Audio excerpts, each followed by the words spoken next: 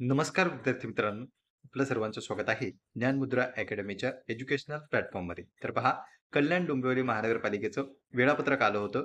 त्याचा paper pattern सध्या आलेला आहे आणि त्यासोबतच तुमचे हॉल तिकीट सुद्धा आले. तर आपण इथे जे काही महत्त्वपूर्ण प्रश्न आहेत परीक्षेच्या दृष्टिकोनातून, जे सर्व पदांसाठी आवश्यक आहे, त्यांचा सराव या व्हिडिओच्या माध्यमातून करणार आहोत. चला तर मग सुरुवात करूया आजच्या व्हिडिओला. तुम्ही जर चॅनलवर पहिल्यांदा आलेले असाल तर चॅनलला सबस्क्राईब करा आणि व्हिडिओ जर तुम्हाला आवडला असेल तर व्हिडिओला देखील तुम्ही एक लाईक करू शकता.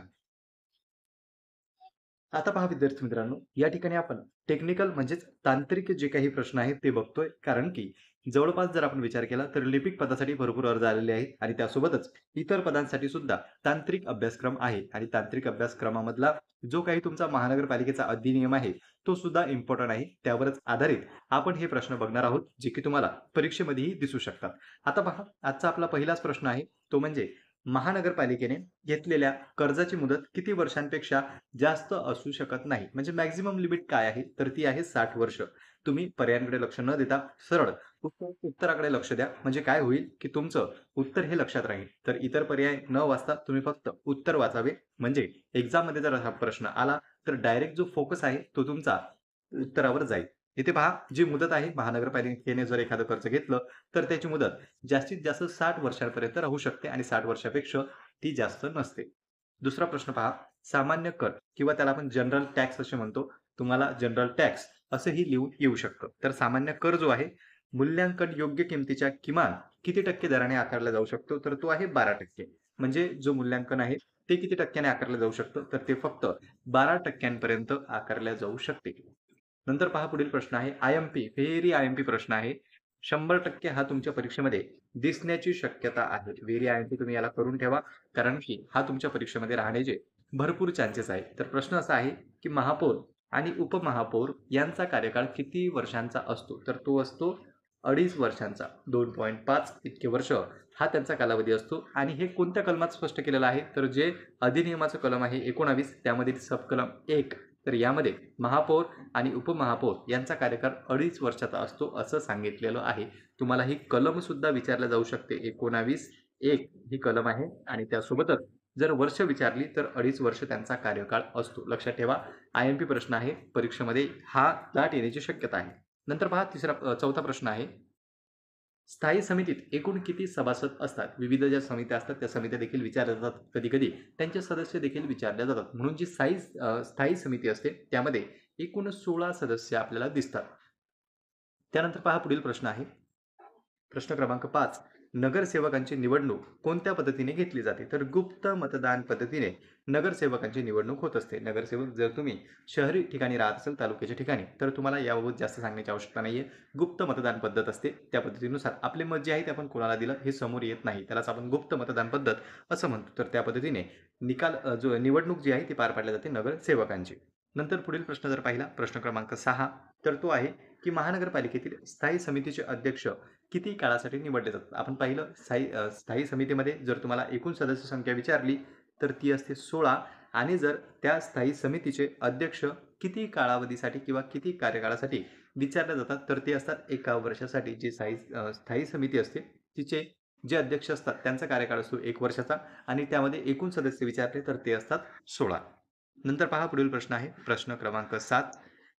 नगरपालिकेचा अर्थसंकल्प कोणत्या समितीकडून मंजूर केला जातो? तर ती आहे सामान्य सभा.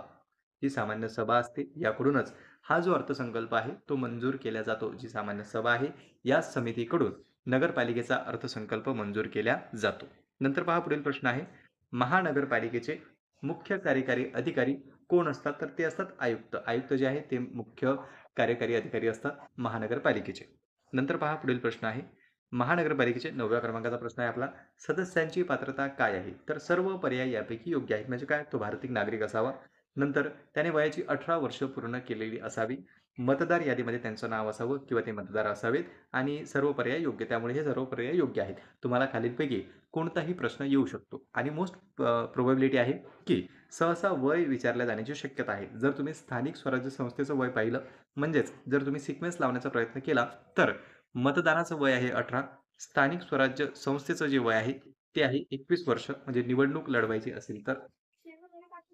तर अशा पद्धतीने काही गोष्टी आहेत, की कमीत कमी स्थानिक स्वराज्य संस्थेचं वय 21 वर्ष असतं. त्यामुळे 18 जो आहे, तो तुम्ही हा मुद्दा लक्षात ठेवा, की 18 वर्ष जर पर्यायामध्ये असलं, तर हा पर्याय चुकीचा सुद्धा असू शकतो. कारण की 18 वर्ष पूर्ण पाहिजे आपल्याला मतदार यादीमध्ये यायसाठी, म्हणजे निवडणुकीमध्ये मतदान करण्यासाठी. मात्र जर आपल्याला निवडणूक लढवायची असेल, तर कमीत कमी 21 वय तुमचं असावं स्थानिक स्वराज्य संस्थेची निवडणूक लढवण्यासाठी. नंतर पहा, पुढे जर आपण प्रश्न पाहिला, तर तो आहे प्रश्न क्रमांक 10. यामध्ये महानगरपालिकेत सर्वसाधारण निवडणूक किती वर्षांनी घेतली जाते? तर 5 वर्षांनी सर्वसाधारण निवडणूक घेतली जाते. काही काळासाठी तो कालावधी लांबू सुद्धा शकतो. आपल्याला माहीतच आहे, की महाराष्ट्र महानगरपालिकेचा कालावधी ऑलरेडी लांबलेला आहे. आगामी 2-3 महिन्यातच आपल्याला आता इलेक्शन दिसू शकतात. नंतर पहा, पुढील प्रश्न जर पाहिला, तर महानगरपालिकेचे प्रमुख कार्य कोणते? तर नागरिकास मूलभूत सुविधा पुरवणे, उपलब्ध करून देणे, निवडणुका घेणे, त्यानंतर राज्य शासन चालवणे, संसदेस मदत करणे. तर यातलं फक्त पर्याय क्रमांक 1 हे योग्य उत्तर आहे. निवडणुका घेणे हे निवडणूक आयोगाचं काम आहे. केंद्र निवडणूक आयुक्त आणि राज्य निवडणूक आयोग, केंद्र निवडणूक आयोग आणि राज्य निवडणूक आयोग 2 आयोग असतात. केंद्र निवडणूक आयोग जो असतो म्हणजे सेंट्रल इलेक्शन कमिशन, ते आपलं राज्य शासनाचे आणि तसेच केंद्र सरकारचे इलेक्शन पार पडत असते. म्हणजे संसदेचे किंवा त्याला आपण लोकसभा असं म्हणतो. लोकसभा आणि विधानसभेचे इलेक्शन हे सेंट्रलचं जे इलेक्शन कमिशन आहे ते पार पाडते. मात्र जे राज्य निवडणूक आयोग आहे तो आपला स्थानिक स्वराज्य संस्थेच्या निवडणुका घेत असतो. म्हणजे आगामी काळात ज्या महानगरपालिकेच्या असो किंवा नगरपरिषदेच्या असो किंवा ग्रामपंचायतीच्या असो, ह्या सर्वच्या सर्व निवडणुका राज्य निवडणूक आयोगामार्फत पार पाडल्या जातात. म्हणून निवडणूक घेणे हे महानगरपालिकेचे कार्य नाही. त्यानंतर राज्य शासन चालवणे हे सुद्धा नाही. संसदेस मदत करणे हे सुद्धा नाही. फक्त एकमेव याचं उत्तर आहे, ते म्हणजे नागरिकास मूलभूत सुविधा उपलब्ध करून देणे. नंतर पहा, महानगरपालिकेतील किंवा महापालिकेतील सुद्धा इथे तुम्हाला पर्यायामध्ये येऊ शकतो. शिक्षण समिती कोणत्या कार्याशी संबंधित असते? तर ती शालेय शिक्षण संबंधित असते. यामध्ये जास्त लॉजिक लावण्याची आवश्यकता नाही. नंतर पहा, 13व्या क्रमांकाचा प्रश्न आहे. महापालिकेतील स्थायी समितीचा कार्यकाळ किती वर्षाचा असतो? तर 1 वर्षाचा स्थायी समितीचा कार्यकाळ असतो. त्याच्या अध्यक्षांचा कार्यकाळ सुद्धा 1 वर्षाचा असतो. मात्र त्यामध्ये सदस्य किती असतात? तर एकूण सदस्य असतात 16. नंतर पहा, पुढील प्रश्न आहे 14व्या क्रमांकाचा. महानगरपालिकेचा महसूल स्रोत कोणता आहे? IMP प्रश्न आहे. यावर परीक्षेमध्ये नक्कीच तुम्हाला हे विचारल्या जाऊ शकतात. याला तुम्ही हॅशटॅग करून ठेवलं तरी चालणार आहे. महापालिकेचा महसूल स्रोत कोणता? तर एक आहे मालमत्ता कर, दुसरा आहे पाणी कर, तिसरा आहे बाजारपेठ कर. सर्व पर्याय योग्य. तर वरील सर्व पर्याय योग्य आहेत. मालमत्ता कर असो, पाणी कर असो, बाजारपेठ कर असो, हे जे कर आहे हे महानगरपालिकेकडून आकारल्या जातात आणि तेच उत्पन्नाचे स्रोत आहे किंवा महसुलाचे महानगरपालिकेचे स्रोत आहे.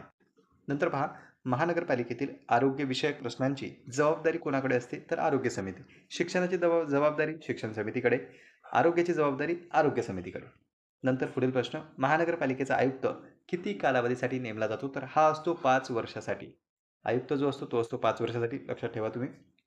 आयुक्त जो असतो तो 5 वर्षासाठी असतो. मात्र प्रश्न कशावर येण्याची शक्यता आहे? तर महापौर आणि उपमहापौर ते किती वर्षासाठी असतात? तर ते असतात 2.5 वर्षांसाठी. लक्षात ठेवा तुम्ही. महापौर आणि उपमहापौर असतात 2.5 वर्षासाठी. आयुक्त जो असतो तो मात्र असतो 5 वर्षासाठी. नंतर पुढील प्रश्न आहे, महानगरपालिकेचा कारभार कोण पाहतो? तर तो पाहतो आयुक्त. नंतर 18वा प्रश्न आहे, महानगरपालिकेच्या हद्दीत कोणते कार्य केले जाते? तर पाणी पुरवठा असो, रस्ते बांधणी असो, कचरा व्यवस्थापन असो, हे 3ही कार्य महानगरपालिकेच्या हद्दीमध्ये केले जातात. म्हणून हे वरीलपैकी सर्व पर्याय योग्य आहेत. पुढील प्रश्न आहे 19वा, महानगरपालिकेतील कोणते पद निवडून दिले जाते? तर महापौर हे जे पद आहे हे निवडून दिले जाते. आयुक्त असो, उपायुक्त असो किंवा लेखपाल असो, हे जे आहे ते राज्य सरकार मार्फत या ठिकाणी निवडले जातात. म्हणूनच वरील जे पद आहे ते शासनामार्फत नेमणूक केली जाते त्यांची. मात्र महापौर हे जे पद आहे ते निवडणुकीद्वारे घेतले जाते. नंतर 20वा आणि आपला आजचा शेवटचा प्रश्न आहे, महानगरपालिकेतील सर्वसाधारण सभा कोणत्या नावाने ओळखली जाते? तर तिला सामान्य सभा असे म्हणतात आणि सामान्य सभेमध्येच अर्थसंकल्प पारित केला जातो. तर पहा विद्यार्थी मित्रांनो, जे काही IMP प्रश्न होते 20 ते आपण जाणून घेण्याचा प्रयत्न केला. या व्यतिरिक्त तुम्हाला आणखी प्रश्न हवे असतील तर तुम्ही ते कमेंट बॉक्समध्ये सांगू शकता. जर तुम्हाला महानगरपालिका अधिनियम असो किंवा RTIचा ॲक्ट असो, जे ॲक्ट आहेत त्याच्या जर नोट्स हव्या असतील तर तुम्ही नक्कीच खाली दिलेल्या नंबरवर कॉल करू शकता. तर तुम्हाला या नंबरवर कॉल करायचा आहे 9307608926. यावर ₹49 पेमेंट करून जो काही अधिनियम आहे तुम्हाला माहीतच आहे आवश्यक आहे तांत्रिक घटकासाठी, तर महाराष्ट्र महानगरपालिका अधिनियम, माहितीचा अधिकार अधिनियम आणि महाराष्ट्र लोकसेवा अधिकार या सर्वांच्या नोट्स PDF स्वरूपात प्राप्त होतील. खाली दिलेल्या QR कोडवर स्कॅन करायचा आहे. ₹49 तुम्हाला या सर्व नोट्स दिल्या जातील आणि त्यासोबत IMP प्रश्नसुद्धा दिल्या जातील. म्हणून तुम्ही खालील क्यूआर कोडवर पेमेंट करू शकता ₹49 आणि खालील नंबरवरच तुम्हाला तो स्क्रीनशॉट पाठवायचा आहे. काही माहिती हवी असल्यास तुम्ही याच नंबरवर कॉल करू शकता.